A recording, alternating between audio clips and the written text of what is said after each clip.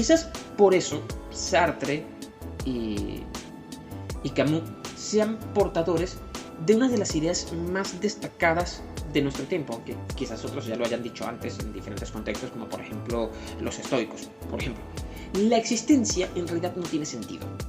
La realización, la autorrealización, la libertad hegeliana, los vínculos sólidos que tenemos con nuestros allegados, no son más que exteriorizaciones del interno, pero son irracionales.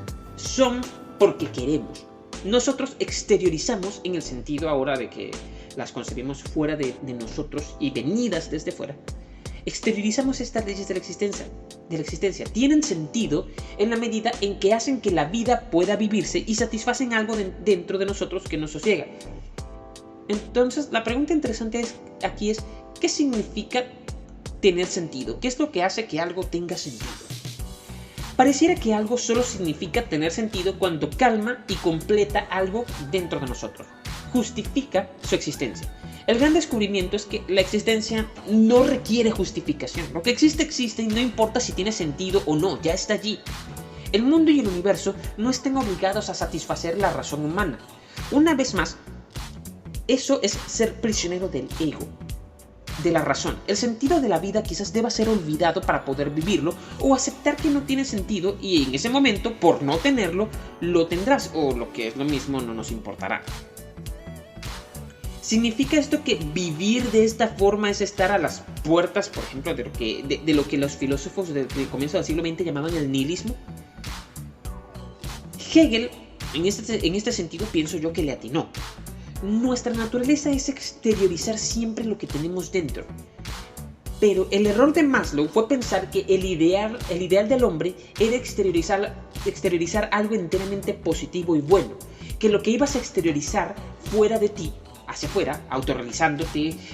Bueno, creo que ya el concepto a estas alturas de autorrealización, a estas alturas del debate, nos resulta en el mejor de los casos cursi.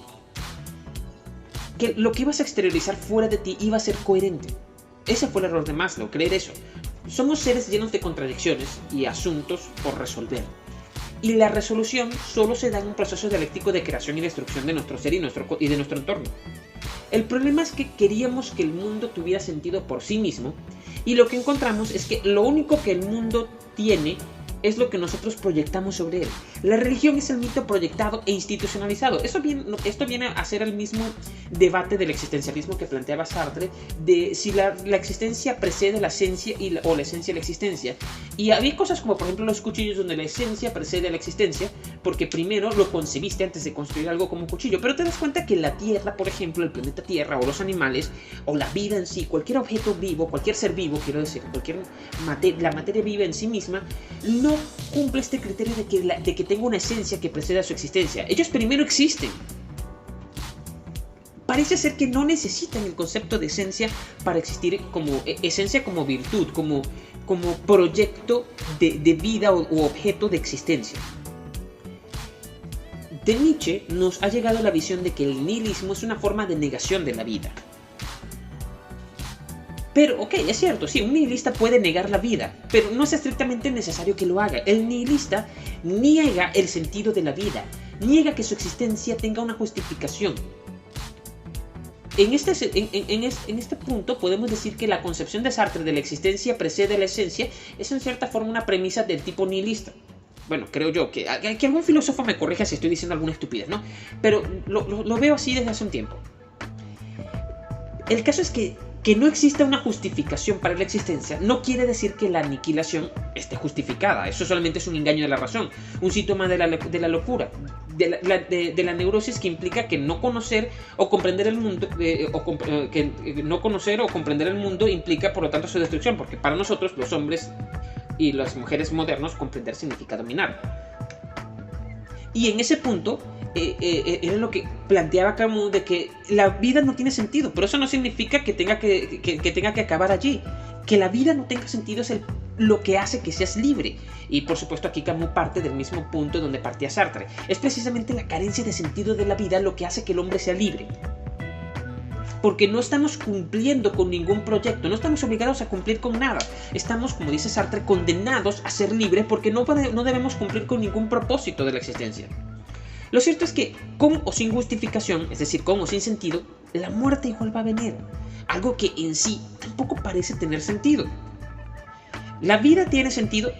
Creemos que nuestra autorrealización forma parte del sentido de la vida y llamamos a esa realización, a esa libertad elemental y profunda del sujeto el sentido de la vida. Para nosotros esa es nuestra identidad. La realización de un proyecto determinado es el sentido de la vida, y la vida tiene sentido en la medida en que cumple un papel o una función. Pero la verdad es que no es así. Quizás la razón tampoco sea importante, no es más que una de las trampas del ego, quizás.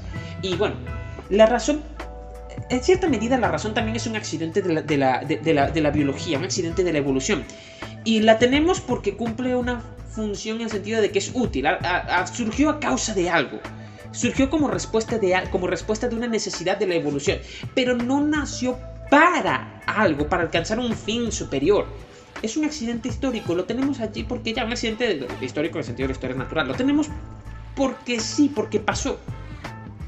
Pero en el momento en que el cerebro y la razón dejen de ser relevantes para la supervivencia, va a desaparecer, porque el punto es que desde el punto de vista del consumo de los recursos, el cerebro es una cosa realmente súper costosa y que consume muchas calorías y consume mucha energía de la sinergia de la vida, y en el momento en que deje de justificar su existencia, pues ya va a desaparecer como elemento evolutivo necesario.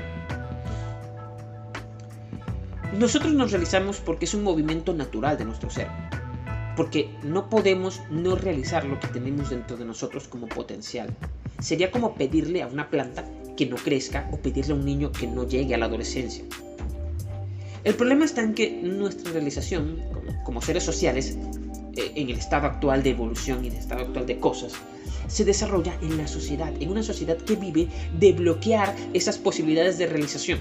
Hay limitaciones importantes, lo sabemos, no podemos realizar todas nuestras potencialidades, solo podemos realizar las que las capacidades organizativas y materiales de nuestra sociedad nos permiten.